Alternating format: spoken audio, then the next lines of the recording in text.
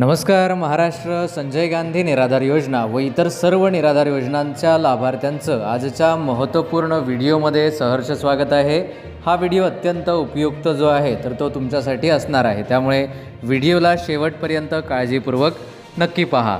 जर आपल्यापैकी कुणी चॅनलवरती नवीन असेल तर चॅनलला सबस्क्राईब करायला विसरू नका. तर बघा, तुम्हाला माहिती आहे की मागील 2 ते 3 दिवसापासून अनुदान वितरणाची प्रक्रिया खास करून दिव्यांग लोकांसाठी राबवली जात आहे. म्हणजेच लाभार्थ्यांच्या खात्यामध्ये पैसे येत आहेत. काही लाभार्थ्यांना शुक्रवार, शनिवार आणि रविवारी म्हणजे काल देखील काही थोड्या लाभार्थ्यांना अनुदान आलेले आहे आणि आज आणि उद्या देखील अनुदान जे आहे तर ते लाभार्थ्यांच्या खात्यावरती जमा केले जाणार आहे. त्याचबरोबर इतर लाभार्थ्यांची देखील आता लवकरच अपडेट येणार आहे, त्यामुळे दिव्यांगांच्या व्यतिरिक्त इतर जे लाभार्थी आहेत तर त्यांच्यासाठी देखील जे आहे तर ते लवकरच खुशखबर येणार आहे. ठीक आहे. आपली आजची जी माहिती आहे तर ती अशा प्रकारे आहे की बऱ्याच लाभार्थ्यांना जे आहे तर ते अनुदान तर आलेलं आहे, परंतु काही लाभार्थ्यांना 2300 रुपये अनुदान आलेलं आहे, काही लाभार्थ्यांना 2200, काही लाभार्थ्यांना 1200. तर बऱ्याच लाभार्थ्यांचा एक कॉमन प्रश्न असतो की म्हणजे आम्ही योजनेमध्ये असून आमचे 200 किंवा 500 रुपये कुठे गेलेले आहेत. ज्या लाभार्थ्याला 2300 रुपये आले तर त्याचे 200 रुपये कुठे गेले, 2000 रुपये आले तर 500 रुपये कुठे गेले. कारण योजनेमध्ये सध्या तरी महाराष्ट्रात 2च टप्पे आहे, एक तर 1500 रुपये किंवा 2500 रुपये. मग या व्यतिरिक्त तुम्हाला अनुदान असे का मिळत आहे, त्याची काय कारणे असू शकतात, या विषयावर आपण जाणून घेणार आहोत. शक्य झाल्यास काही महत्त्वाच्या प्रश्नांची उत्तरे देखील जाणून घेऊया. तर बघा, हे होण्याचे जे आहे तर ते मुख्य कारण पुढीलप्रमाणे आहेत. बऱ्याचदा काय होतं की आपण बऱ्याच छोट्या छोट्या गोष्टींसाठी आपला थंब लावतो, थंबने आयडेंटिफिकेशन करतो. खेड्या गावांमध्येही जास्त जे आहे तर ते काम चालत असतं आणि त्यामुळे काय होतं तर जेव्हा तुम्ही थंब लावता तर तुमचं आयडेंटिफिकेशन जे आहे तर ते कंप्लीट होतं. म्हणजे तुमचं जे DBT आहे ते जे आहे तर ते कंप्लीट होत असतं.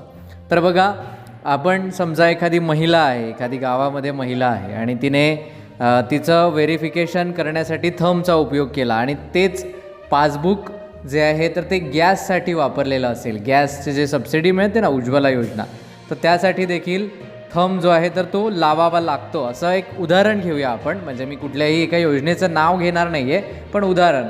आणि दुसऱ्या योजनेसाठी देखील थंब लावावा लागतो, म्हणजे संजय गांधीसाठी देखील थंब लावावा लागतो. हे उदाहरण आहे. ठीक आहे. मग काय झालं, या दोन्हींसाठी आपण काय केलेली आहे, एकच प्रोसेस केलेली आहे. त्यामध्ये पण तुमचं आधार कार्ड, पॅन कार्ड एकमेकाला लिंक असलं पाहिजे, बँक अकाउंटला हे लिंक असलं पाहिजे, तेव्हाच तुम्हाला ते सबसिडीचे पैसे, गॅसचे पैसे येतात. ठीक आहे. गॅसचं मी फक्त उदाहरण म्हणून सांगत आहे. ओके.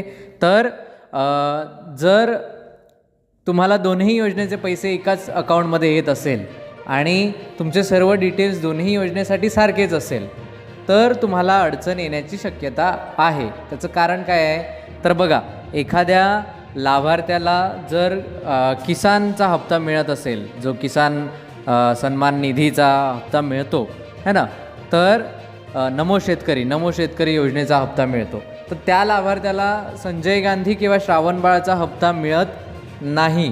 कारण अशा बऱ्याचदा छोट्या छोट्या अटी दिलेल्या असतात किंवा मग 2 कुठल्या तरी योजना आहेत ज्या एकमेकांना, उदाहरण म्हणून मी सांगतोय, वारंवार लक्षात असू द्या, मी उदाहरण सांगतोय तुम्हाला की एकमेकांना लिंक असतात दोन्ही योजना आणि त्या 2 पैकी कुठल्या तरी एकाच योजनेचे पैसे येणे अपेक्षित असते. मग त्यावेळेस काय होतं, तुमचे सर्व डिटेल्स एकमेकाला लिंक असल्यामुळे जर एखाद्या योजनेचे 1200 रुपये तुम्हाला ऑलरेडी आलेले आहेत आणि तुम्ही दिव्यांग आहात, तुम्हाला 2500 यायला पाहिजे, तर उर्वरित 1300 रुपयेच तुम्हाला त्या योजनेतून येत आहेत. म्हणजे तुमचे पैसे कुठे जात आहे तर इतर योजनांचा लाभ घेतल्यामुळे किंवा इतर योजनांचे अधिकचे पैसे तुम्हाला मिळाल्यामुळे जे आहे तर तुमची संजय गांधीचे कंप्लीट पैसे तुम्हाला मिळत नाही आहेत.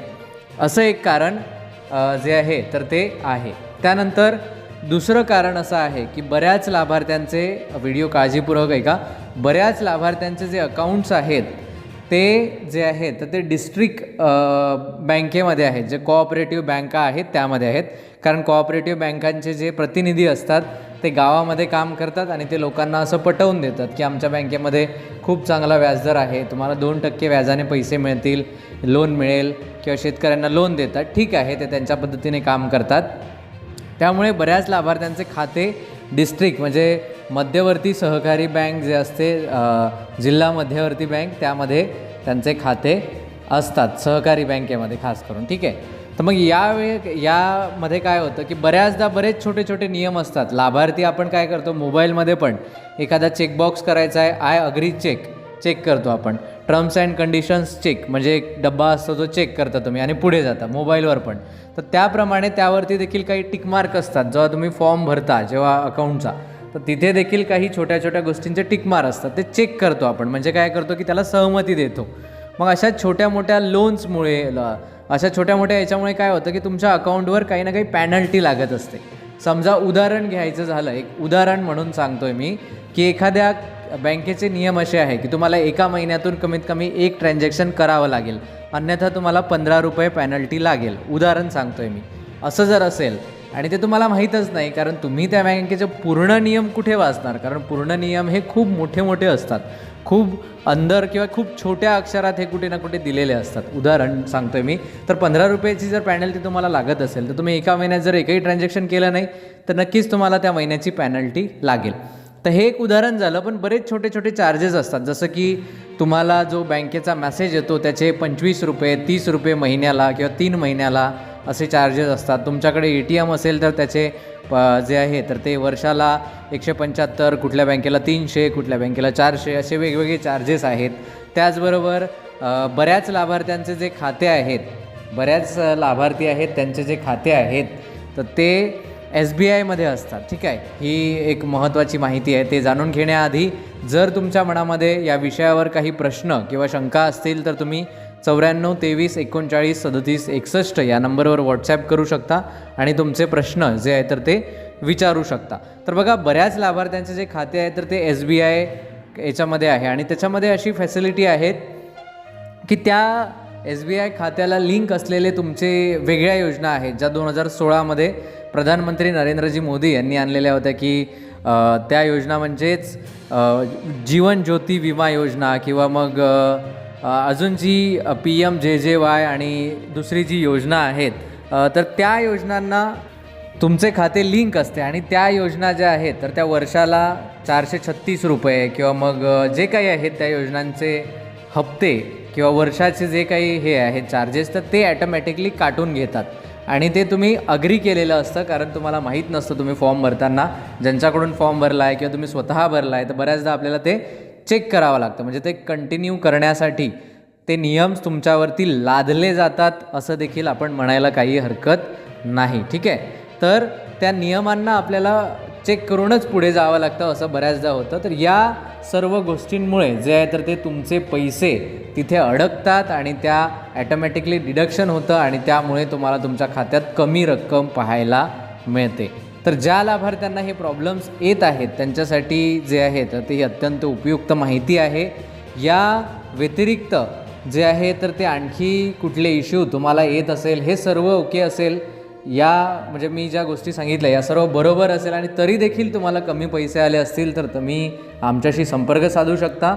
आमचा व्हॉट्सॲप नंबर 94 23 39 37 61 असा आहे, ज्यावर तुम्ही तुमचे प्रश्न जे आहे तर ते विचारू शकता. एवढंच नव्हे तर स्क्रीनवर दिसणारा हा QR कोड जो आहे तर तो तुम्हाला स्कॅन करायचा आहे आणि तिथे देखील तुम्ही तुमचे प्रश्न विचारू शकता. ज्या प्रश्नांची उत्तरे आपण व्हिडिओच्या माध्यमातून देण्याचा, तसेच तुम्हाला वैयक्तिकरित्या फोन कॉल्स आणि व्हॉट्सॲपच्या माध्यमातून तुमचा प्रश्न जो आहे तर तो सोडवण्याचा पुरेपूर प्रयत्न आम्ही करू. ठीक आहे.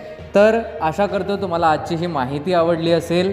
जर ही माहिती आवडली तर महाराष्ट्रातील तमाम इतर लाभार्थ्यांपर्यंत ही माहिती पोहोचवायला विसरू नका. पुन्हा एकदा जर आपल्यापैकी कुणी चॅनलवरती नवीन असेल तर चॅनलला देखील सबस्क्राईब करायला विसरू नका. चला तर भेटूया पुन्हा एकदा एका नवीन माहितीसह नवीन व्हिडिओमध्ये. तोपर्यंत नमस्कार, धन्यवाद.